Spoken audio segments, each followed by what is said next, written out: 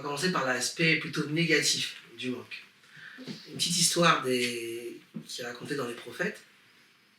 Donc, on sait que la Torah elle est divisée en 3 grandes parties. La Torah écrite, hein, on a le Sefer Torah, d'accord, c'est la paracha, la semaine, qui commence depuis la création du monde jusqu'à la mort de Moshe.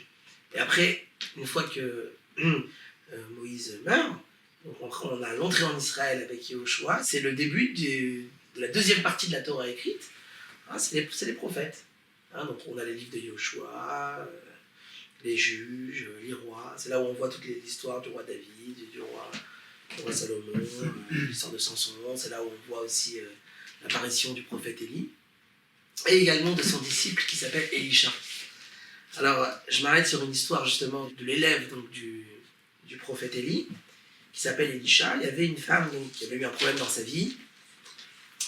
Son mari était mort et elle avait des dettes. Son mari avait des dettes et le créancier est venu réclamer donc l'argent dû. Et le problème, c'est qu'elle n'avait pas de quoi rembourser la dette. Alors le créancier est venu et a pris ses 2 enfants en esclaves en attendant qu'elle rembourse. Et donc elle était très, très affectée de la situation. Elle va se plaindre à Élisha, qui est le remplaçant hein, de Eliaou David, du prophète Élie.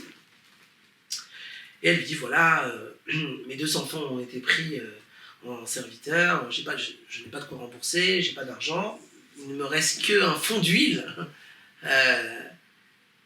Et donc j'ai aucune richesse. Alors Élisha la rassure, ne t'inquiète pas.